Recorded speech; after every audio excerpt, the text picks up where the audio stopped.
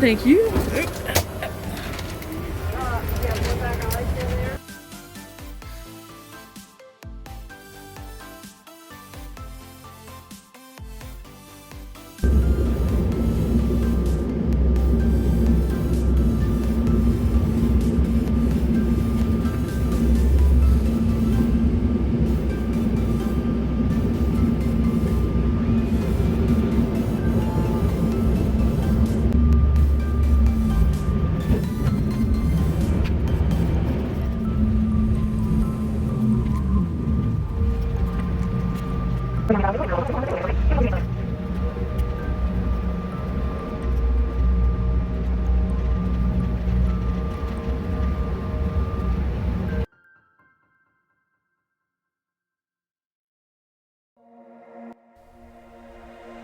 Our first stop is Colorado National Monument.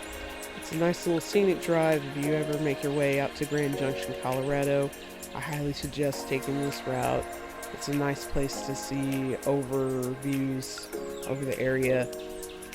There's lots of places to stop and take pictures.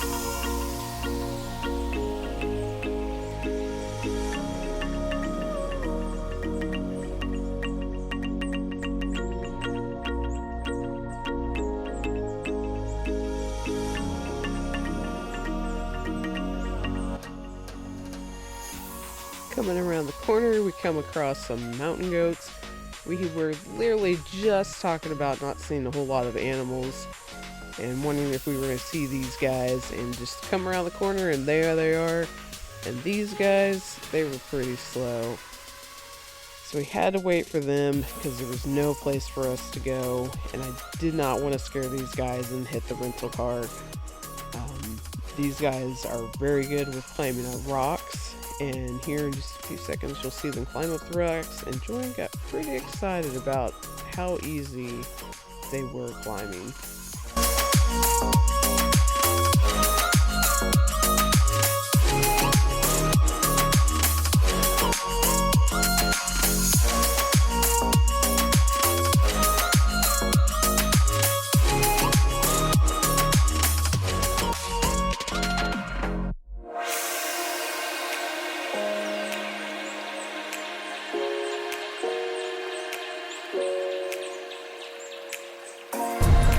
Carl. The orange vine.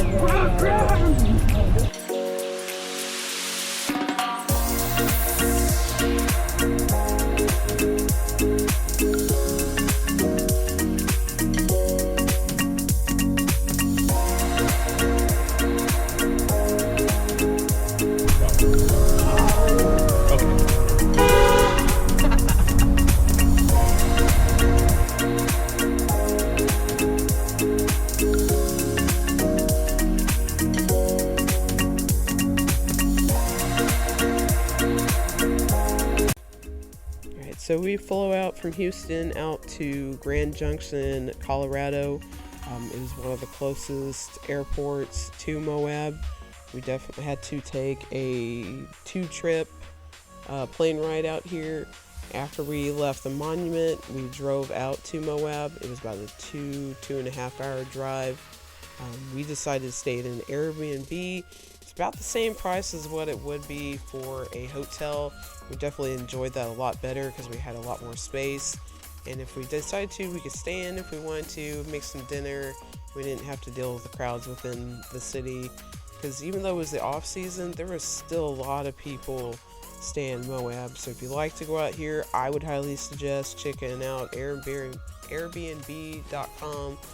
and looking at some different places. There's a lot of nice houses that you can stay in, and some comfy beds and your own privacy.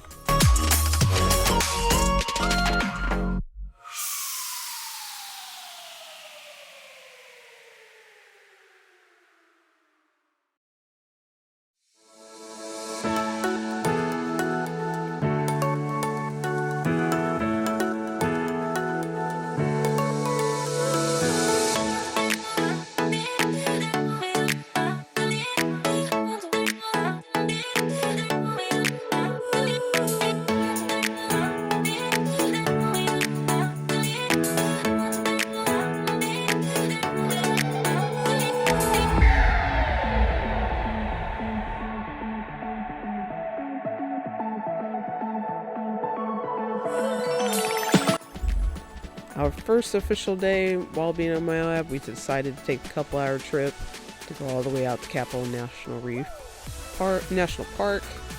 It took us about 2.5 hours to get here, but it's a really great drive. Lots of nice places to see along the way. A lot of this area, millions of years ago, was underneath water, and that is what caused a lot of these canyons to form. It's from the water erosion. And a lot of the area around Moab is just like this, and the rest of the national parks that we go to throughout this trip is formed the same way. They're all beautiful red rocks, and it's a really neat place to go check out. If you guys ever have some time to go out to Utah, I highly suggest going to this place.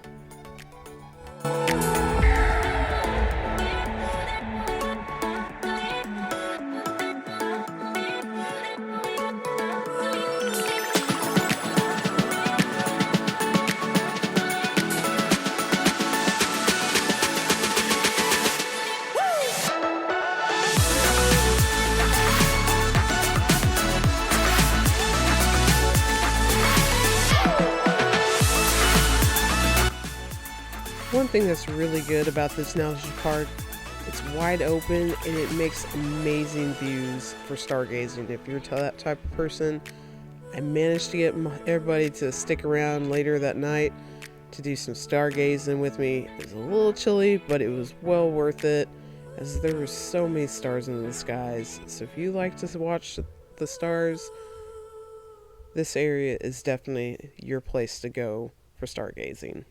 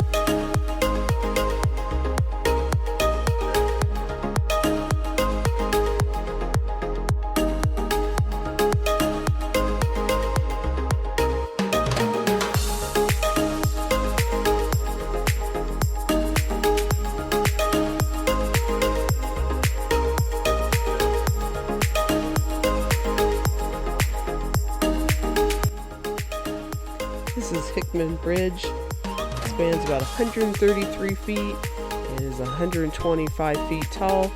If I remember right, this hike was about a little over a mile. There was a lot of steps, so if you don't really have good stepping abilities, I would take some trekking poles on this. We unfortunately didn't have ours at the time and wished we'd had some or bought them, because there was some steep little steps to get up and around this place.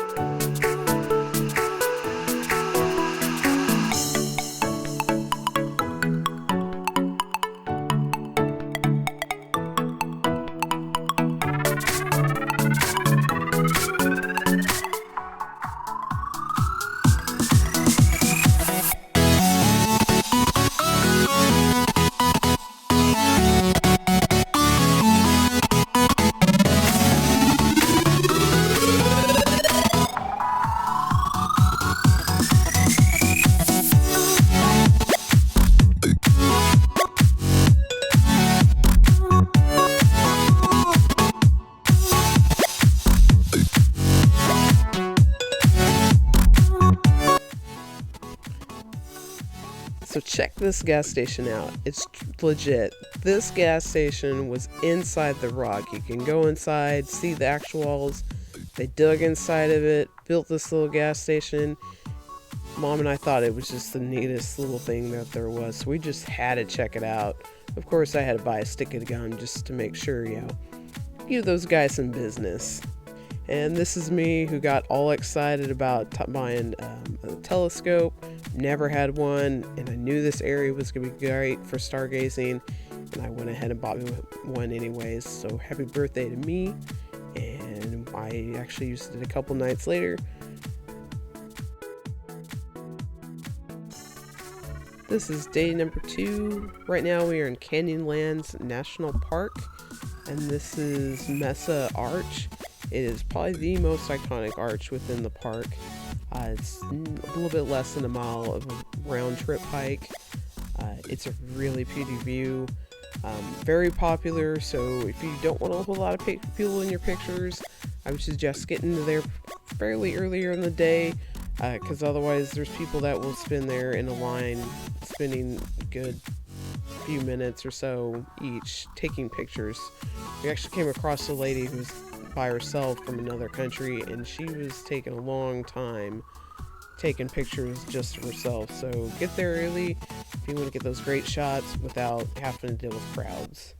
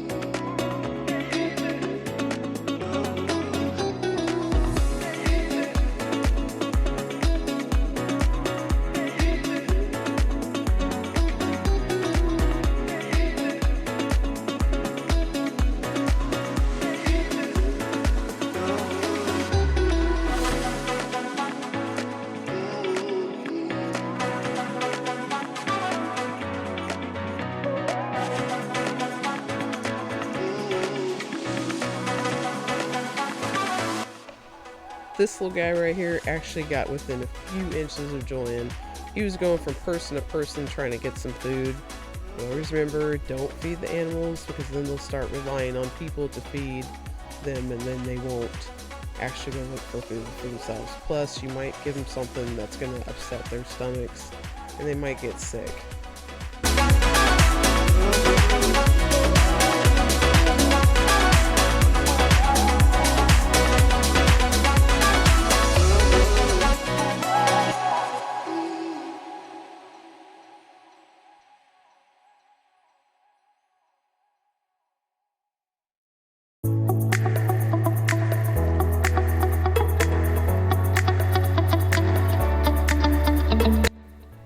This is Deadhorse Point. It's a state park, not actually a national park, but it sits right outside Canyonlands National Park. So it's a really cool place to go check out. It's not a very big area, but it's on your way to Canyonland, so you might as well just go ahead and stop on by. It's about 20 bucks to get in there, but it was well worth seeing the site, walking around and checking out. Below is actually some salt bed areas. How those formed was with the water, millions of years ago, eventually evaporating, it settled into the rock, and there are companies out there that actually collect this salt.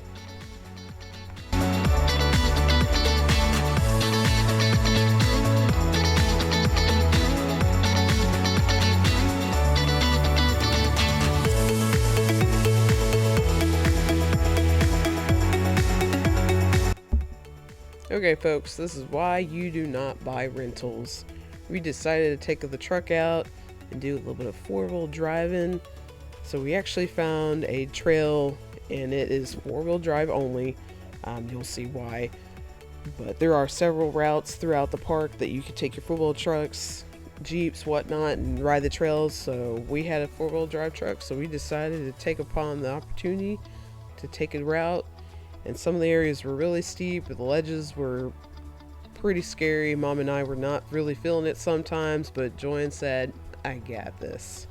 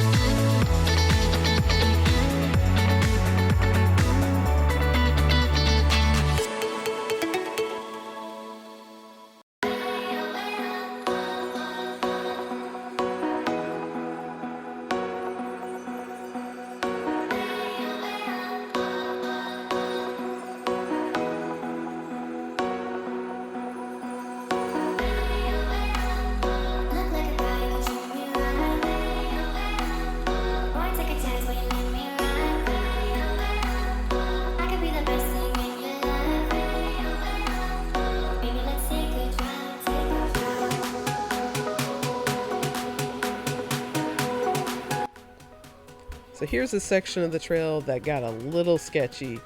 Mom was not having a good time through this section because she was on the edge side of the car, and she was a little scared coming through this one because some of the sections were kind of this nice steep turn, and if one vehicle could fit through it. So if someone was coming through, one person had to give up the road and let the other one wait until they could pass.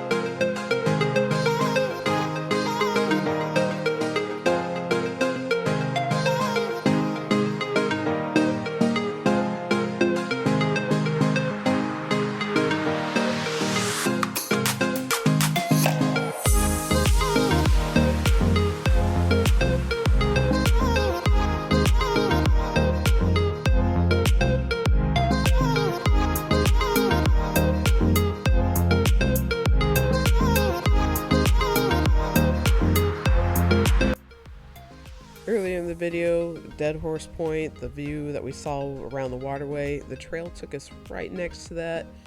It was pretty cool to be down right next to it.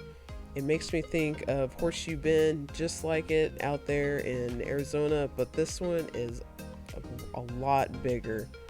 And the next day we rented a Jeep, and we actually end up on the other side of the waterway. So here in a little bit, you'll see it from the opposite direction.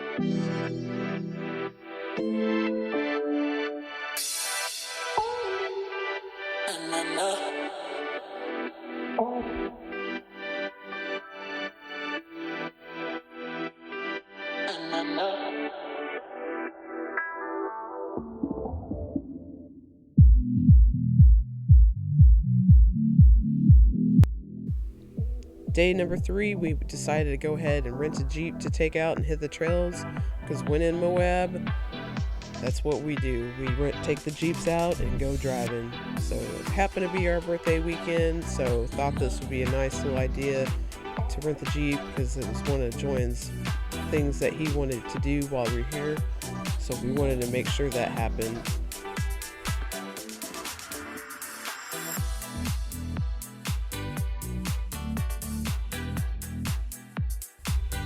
This trail we're on, it's called Chicken Corner. It's about a 41-mile round trip trek. I want to say it took us about 3-4 hours to do, because a lot of the area we could only go about 10 to 15 miles per hour because of the rock.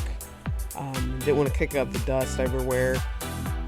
At the very end of it, there's a section that people who are the bravest of the brave go out and walk to the very edge of the chicken corner, and only the chickens stay behind.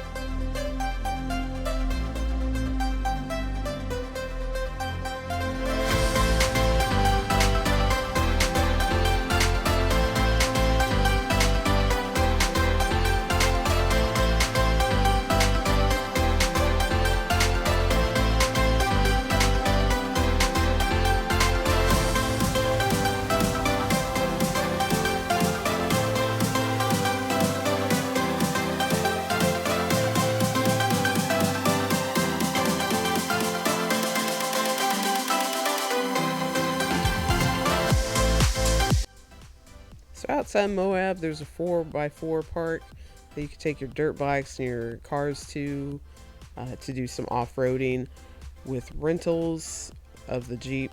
There was only specific trails that we could go into, because if we were caught on the other ones, we could actually get a ticket for.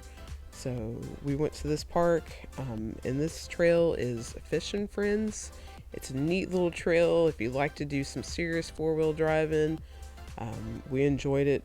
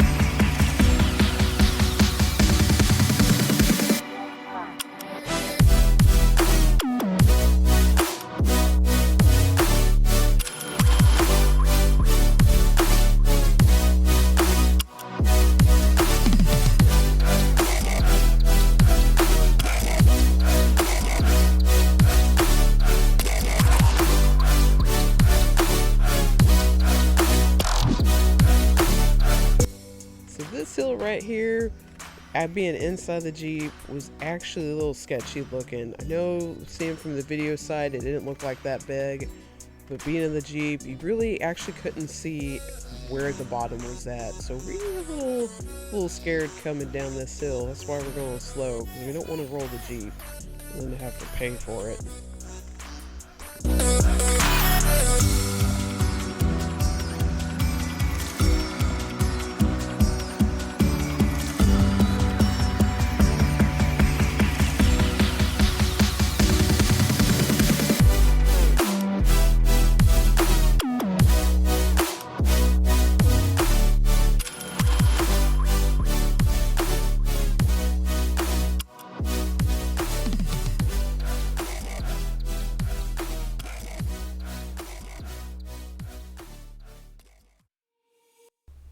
Our last full day we spent in Arches National Park.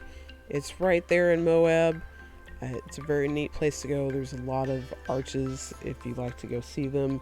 This park has actually over 2,000 different arches, though some do fall naturally over time, so that number may have fallen.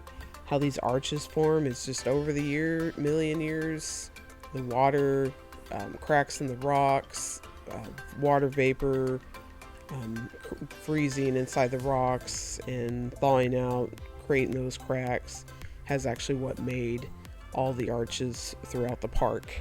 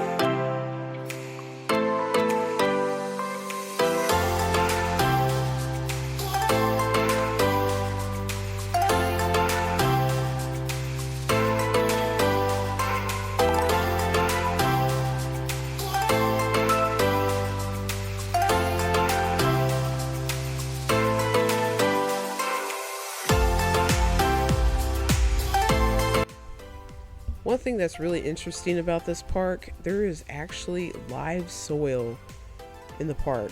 So if you ever go here and you happen to see dark colored soil, it's actually alive. So in this park, when they say that your step actually matters, it matters, because once you step on the soil, it's gone. It dies right then and there, and it doesn't come back. So if you ever go to this park, make sure you stay on the trails, because you don't want to damage the soil, and the park rangers are very serious about you staying on the trails.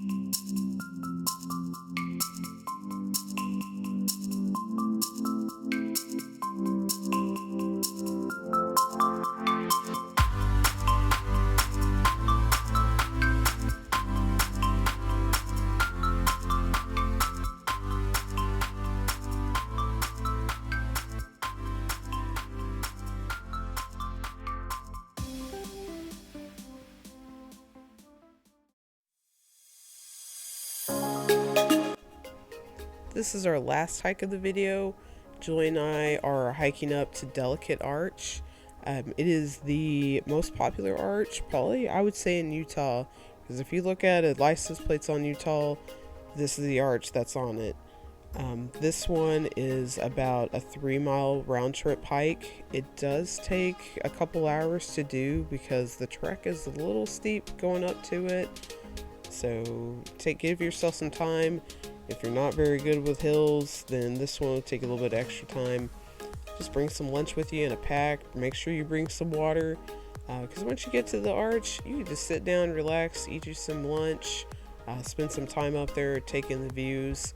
With these parks out here, we went the first weekend of November, or on our birthday weekend, and it was perfect. The weather was great. The park rangers actually had told us that we'd been there a week before, we would have had a lot of problems with overcrowding. It was still popular, that they actually had to shut down the park for a couple hours at a time to allow people time to spend time in the park and then leave and then reopen a lot more people in. So this is a really good park to go during the off season, and I guess we just caught it at the right time. So there wasn't a whole lot of traffic, but it was still pretty busy there. So it's definitely not a park I would suggest going during the middle of summer, because it will be very dry and hot out there. And the park rangers actually talked about at some points during the summer, the rock itself goes to about a temp 140 degrees. So middle of summer, it's really hot. So if you want to go check out Moab, I would definitely go during the fall time, so you're not down out there, you know, getting overheated and whatnot while you're hiking, especially with a hike like this one, because it was pretty steep. And I lied earlier when I said we didn't have our trekking poles. I forgot. We did have them, we just didn't take it on that section of the trip. And Joy and I definitely used it on this trek. It was definitely a little bit helpful if you're wanting to take a break, and we definitely took our breaks on this hike.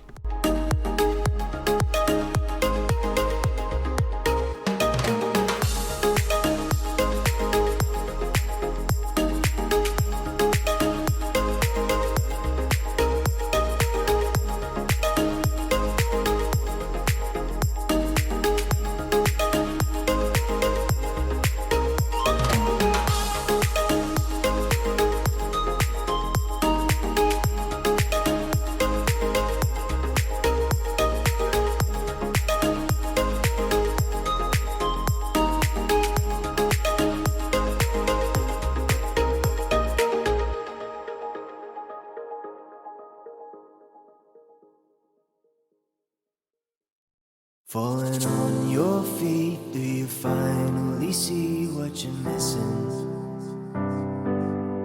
You're just one lost soul, here to break the mold. When you see me, do you believe in a higher love? Somebody let the sun come up again. What you need is the heat of the summer. Lost your mind, need the light to recover. I swear we're headed on the better days, and the sun will come up again. 'Cause you brought me the sun.